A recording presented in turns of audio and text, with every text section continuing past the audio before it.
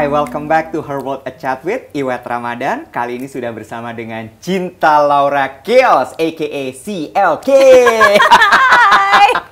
Kamu tuh suka nggak sih dibikin apa namanya kayak singkatan gitu ya, akronim? Suka. Aku sebenarnya sukanya CLK, tapi orang mungkin karena di awal karir aku kebiasaan Cinta Laura sering juga CL, but I think CLK sounds cooler. I know, right? Yeah. Kayak, oh, what does CLK means gitu kan? Mercedes. I know. How are you? I'm good, really tired but happy. Oh. I mean, I'm always happy to see you. Kita Yeah. biasanya ketemu di hari Minggu pagi. Right. Sekarang ketemu udah glam. Different look. Yeah. By the way, congratulations for the new single, Markisa. Yes. Can you tell us about the song?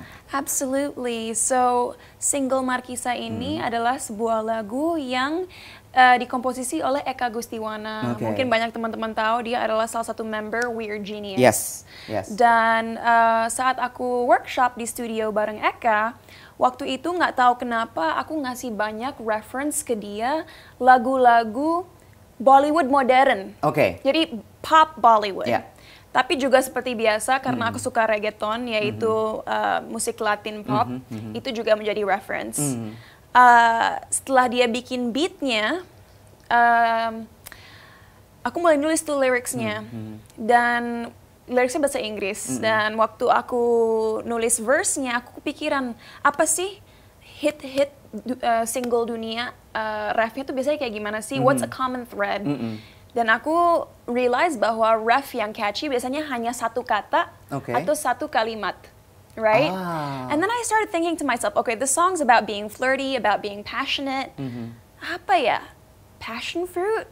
Tapi aku mikir kalau aku nyanyi passion fruit kayak mau jual jus. I know, right? Right? Like passion fruit. Jadi aku mikir, what's passion fruit in Indonesian? Markisa. I see. Dan aku spin cara pronounce-nya, di mana aku nggak bilang Markisa, tapi Makisa. I see. Makisa. So it's my kiss. Oh, Makisa. So double meaning. Double meaning Makisa and Markisa, which means passion fruit. Oh, nice. Nah, another beautiful thing is walaupun lagunya kedengeran seperti agak Middle Eastern, Indian, sebenarnya lagu ini punya terkomposisi dari 7 instrumen tradisional Indonesia. Interesting. And I don't want to get it wrong, so I'm gonna pull up my phone. Yeah. Ada kecapi Minang, saluang Minang, sarunai Minang, sape Kalimantan, kendang dangdut, vokal Kalimantan, dan kendang Sunda. Wow. Jadi kalau kita dengar ada bunyi-bunyi sulingnya, it's actually saluangnya Minang. Iya. Wow. Iya, dan trompet-trompetnya di ref atau bunyi trompet itu sebenarnya dari Minang juga. Oh wow. Tiba-tiba aku ngeblank because it's early in the morning. Yeah. But anyway. It's okay. Tapi ini menarik karena aku juga jadi kepikiran gini ya, bahwa your image is very international.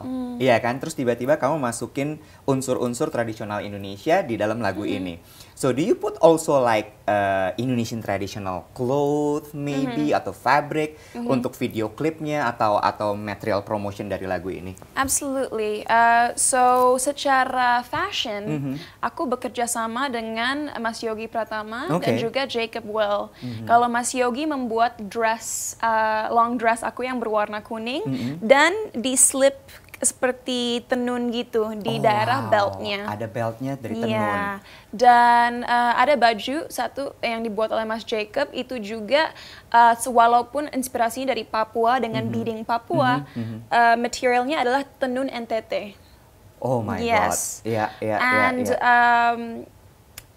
basically what I'm trying to accomplish nggak hanya lewat musiknya, tapi juga lewat fashionnya adalah menunjukkan bahwa musik Indonesia sangat indah dan bisa disukai oleh semua orang dimanapun dari manapun mereka berasal. Dan yang menarik adalah ternyata yang tadi kamu bilang gitu ya, kendang Sunda, lalu kemudian saluang Minang, itu ternyata kalau dikomposisikan dengan baik, soundnya tetap internasional ya. Very. Nice. Exactly. That's really smart. I mean, I don't wanna forget to say this, tapi aku juga sangat bersyukur karena lagi-lagi I'm always trying to mix the traditional with the modern. True. Dan secara accessories, I'm so honored Bulgari bekerja sama dengan dengan aku. Jadi we add that touch of elegance and boldness with something that's very feminine traditional. True, gitu. true. Dan I think Bulgari is very cocok banget sama kamu karena ada adventurousnya and very bold gitu kan.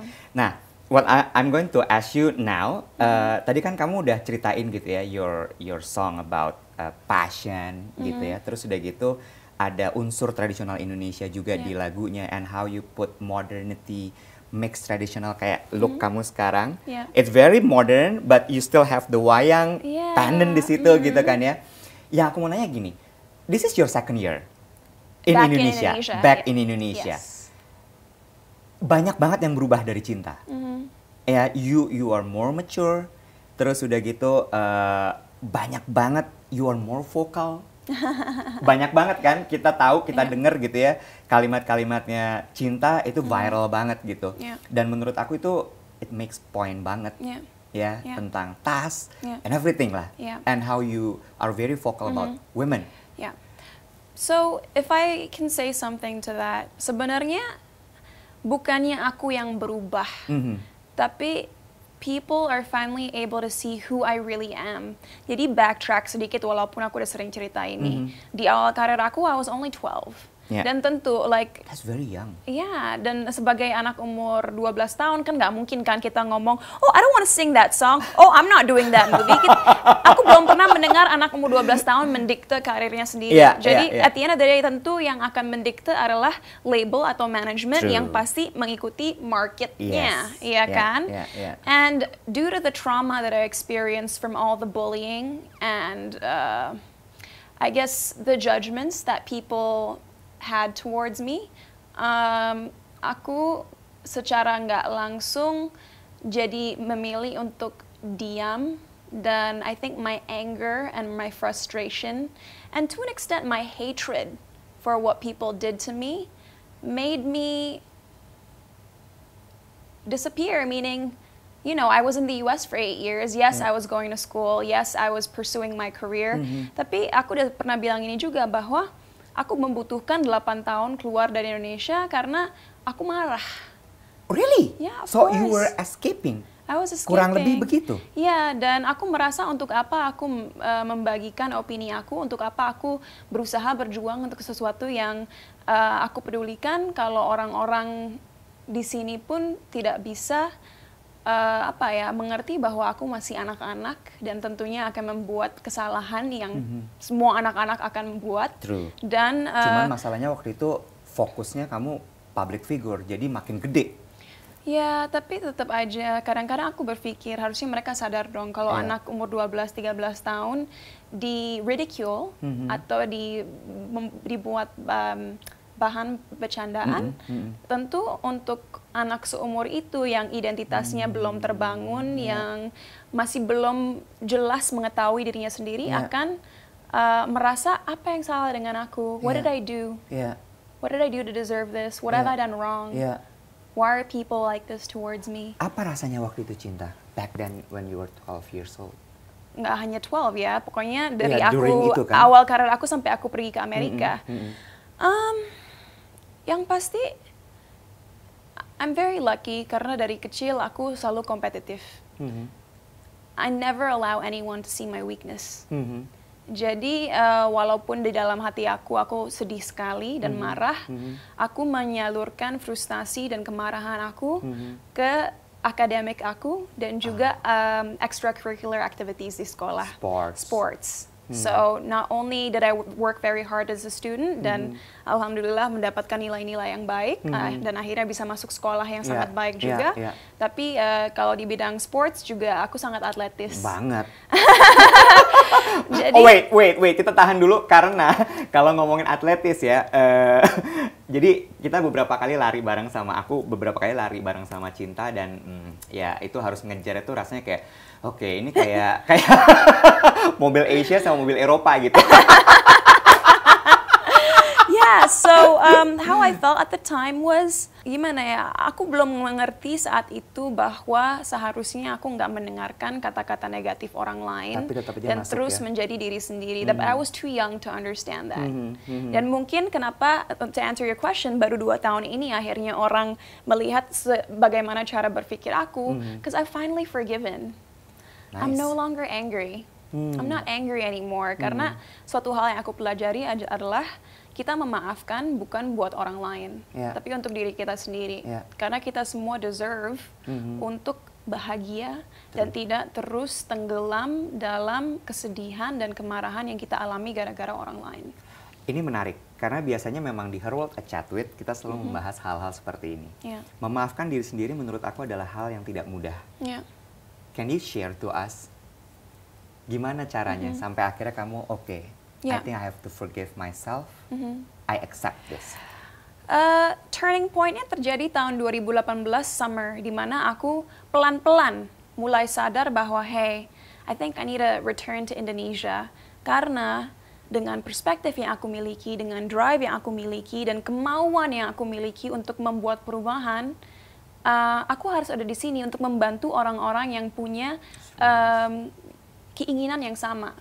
Don't get me wrong, banyak aktivis, banyak orang-orang hebat di negara ini yang udah melakukan banyak hal, tapi nggak ada salahnya untuk bertambah satu lagi kan? Because there is strength in numbers, right?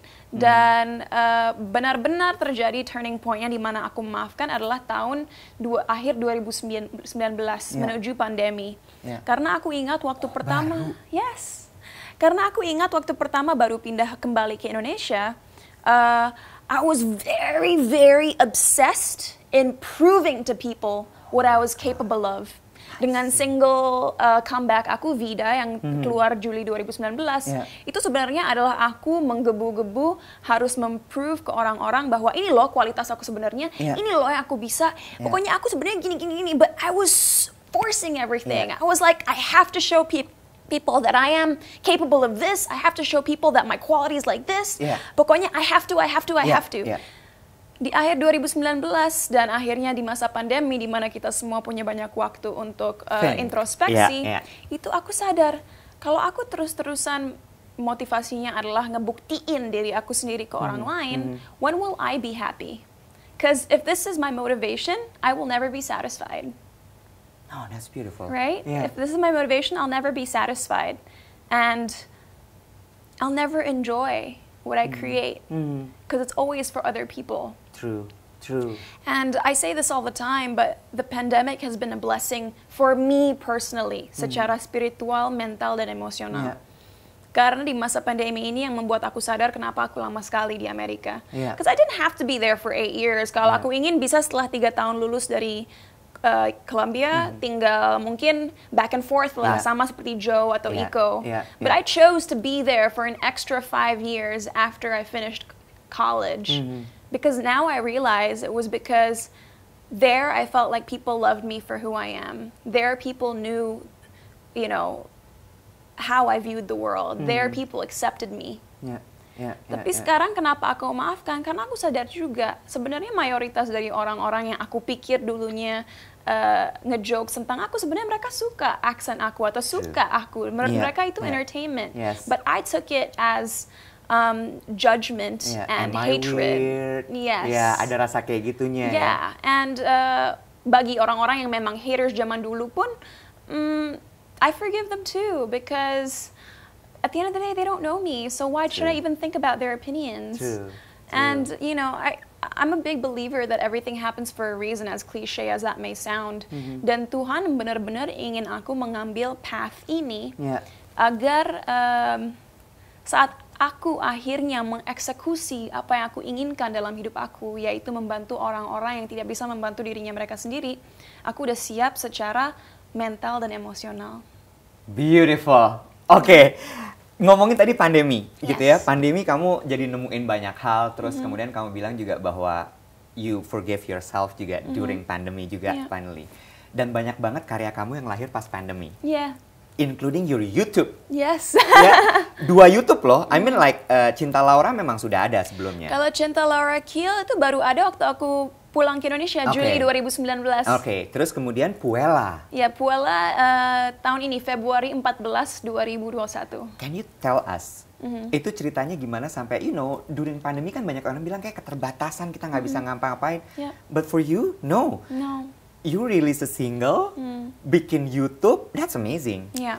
Mungkin cerita soal YouTube dulu kali. Ya, kalau di tengah-tengah pandemi, selain aku menemukan diri aku sendiri, aku juga mulai melakukan banyak riset. Aku melihat stasiun-stasiun TV di negara kita, aku melihat konten-konten yang ada, dan emang nggak semua, but we have to face the facts. Mayoritas konten dan acara TV yang kita tonton adalah hanya slapstick humor dan hal-hal yang menurut aku tidak membantu generasi muda membangun cara berpikir mereka. And then I realized I've been blessed with such a huge platform. Apa yang bisa aku lakukan untuk membuat perubahan? Dari situ lahirlah edutainment platform yang akhirnya aku namakan Puella, yang bahasa Latin artinya perempuan yang confident dan kuat. Nice. Di mana misi aku adalah membuat program-program, sekarang baru ada Bicara Cinta, tapi nanti akan lebih banyak lagi, membuat program-program yang bisa membuat generasi muda Indonesia berpikir kritis dan belajar soal isu-isu yang sering dianggap tabu atau jarang dibicarakan di masyarakat kita. And Bicara Cinta ini benar-benar target market kita adalah 13-25, so Gen Zs. Kenapa Gen Z? Karena 5 tahun sampai 10 tahun ke depan, they're going to be the ones who dictate our economy, dictate our industry, and dictate so many different things. Dan makanya Bicara Cinta sering membahas isu-isu seperti gender identity, depression, eating disorders, broken home, the role of women in society, quarter life crisis. Pokoknya banyak hal yang anak muda mungkin kalau di negara-negara seperti US atau negara-negara Eropa udah sering dibahas, tapi di sini for some reason it's taboo atau kita nggak mau ngomongin soal ini. So that's where I educate. Dan sebenarnya kalau channel aku satu lagi yang Cinta Laura Kiel memang hanya untuk music dan personal vlogs. Tapi sempat bulan Juli lalu menuju ulang tahun aku di bulan Agustus, aku membuat program yang namanya Tentang Cinta, yaitu program self-healing di mana setiap episodenya aku meminta audience untuk menulis dalam journal dan membahas pertanyaan yang aku tanya. Wow. So it's interactive. Yes, unfortunately Tentang Cinta, aku akan jujur ya, it doesn't embarrass me. Performance-nya sangat buruk. Tapi malahan itu tidak membuat aku discouraged. Kenapa? Karena aku realize dengan views yang sangat sedikit untuk konten kayak gitu, itu menunjukkan kepada aku bahwa mayoritas masyarakat kita belum siap untuk mengkonfront masalah-masalah mental dan emosional yang mereka punya. Interesting. So you will keep doing it even though the data is not good. It's a limited series. It's 10 episodes. It's a journey to self-healing. Tapi it was a good case study for me. That's nice. It was a good case study for me. I mean, at least Puella bisa dibilang sangat sukses ya untuk program yang dianggap niche. Tapi Tentang Cinta ini menunjukkan kepada aku bahwa emotional and mental awareness di kalangan anak muda itu masih sangat minim dan harus dikembangkan lagi. Aku seneng deh ngobrol sama kamu. Ini udah beberapa kali Her World at Chatwit kedatangan perempuan-perempuan yang sangat hebat. Before this, I was talking to Maudi and her sister. I was blown away juga. And now you gitu ya. Terus ini jadi banyak yang pengen aku bahas gitu. Kamu nggak seperti kebanyakan selebriti lain yang bicara soal data aja. You know what I mean, right? Kalau ngomongin soal YouTube, selalu mereka nggak ada datanya, ngapain gue kerjain, right? You know our friends. But talking to you, ini aku jadi kayak punya hope, you know, bahwa ini masih ada orang yang mau bikin Indonesia jadi lebih baik. Using her power, you know, you have a lot of followers untuk sesuatu yang lebih baik buat negara ini, and it gives me hope. It's amazing. Ngomongin soal generasi muda, you have big passion about the youth. Kita pernah ngobrol waktu itu di Clubhouse. Iya, Right. yang kita masuk Nggak sengaja sebenarnya. iya. Dan akhirnya aku sekarang mau ada project loh dengan Rahasia Gadis itu, Oh, nice. yaitu platform anak muda. Yes, correct. Yeah, Dan yeah. mereka menurut aku siapa Dika, Odell Adele, itu mereka amazing sekali Yeah, they dengan are. sparks segala gitu kan ya. Kalau menurut kamu, what do you think about generasi muda Indonesia dan apa sih yang dibutuhkan sama generasi muda Indonesia? That's a tough question because on one hand kita melihat bahwa anak muda yang tinggal di kota besar seperti Jakarta memang mulai sangat passionate melakukan hal-hal yang bisa berkontribusi terhadap negara kita seperti apa yang dilakukan Adele, Dika, Faye. Faye was also Yes. amazing, gila. You know, mereka nggak hanya ngomong aja tapi mereka mengeksekusi. Walk the talk. Exactly. Yeah. So, you know, we're seeing that a common trend amongst Gen Zs is mereka sangat peduli terhadap cause. Ya, Yeah? ya. But we have to remember, Indonesia is a gigantic country dan juga adalah archipelago. Ya. Jadi sedihnya banyak anak-anak muda yang mungkin di kota-kota lebih kecil atau di pulau-pulau lain. Sebenarnya aku pernah mendiskusikan ini dengan Habib Hussein Jafar. Anak muda zaman sekarang mager, malas gerak. So there's like it's like a paradox. Yeah. They're go-getters but they're also lazy. Ya. Ya. Gitu. Ya. Dan bagaimana caranya kita bisa membuat anak muda yang mungkin tidak mempunyai privilege yang sama seperti yang di kota-kota besar untuk mempunyai motivasi yang sama adalah yaitu kita sebagai orang-orang di industri entertainment punya responsibility untuk menginspirasi mereka lewat konten-konten yang membuat mereka sadar, oh, I can do it too. Ya. It doesn't matter what my socioeconomic background Yeah. is, I can do it too. Dan lagi-lagi, pasti orang-orang yang nonton ini sekarang yang hanya peduli views atau likes atau rating di TV bakal mikir, ya, but it doesn't sell. Well, it's kind of your fault. Kenapa? Kalau kita membuat kuota, misalnya 50% acara di TV dan online harus berbobot, lama-lama audiens kita juga akan semakin pinter. Ya. It's because nobody's doing anything about it. Gara-gara yang terkenal adalah misalnya acara prank, Yeah. semua orang jadi bikin prank, Yeah. and you're dumbing society. It's true, and you know, as part of the youth, I believe that people like myself have the responsibility to create content that educates. Karena kalau kita konsisten dengan pesan kita, kalau kita terus berjuang, lama-lama akan didengar kok. Karena setiap revolusi yang ada di dalam sejarah dunia kita itu dimulai dari kelompok kecil yang nggak pernah nyerah, yang selalu konsisten dan tidak takut untuk speak up dan akhirnya didengar. Nice. Ya. Tepuk tangan dulu. Tepuk tangan dulu.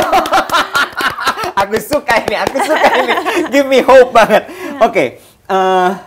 Anak muda udah. Terus kemudian isu perempuan. Terus kemudian how you bikin Puella itu juga ternyata untuk membahas banyak isu perempuan. Now talking about back to Markisa. Yes. Ya, Markisa, aku mau nanya berikutnya adalah udah nggak terlalu nyebutnya apa ya, sengotot waktu single sebelum ini ketika mengerjakan Markisa. Right. Because you already berdamai kan? Yes. Jadi waktu bikin Vida dan Caliente dan Cloud9 udah enggak sih? Vida dan Caliente itu ngotot banget. Like, I have to show the world.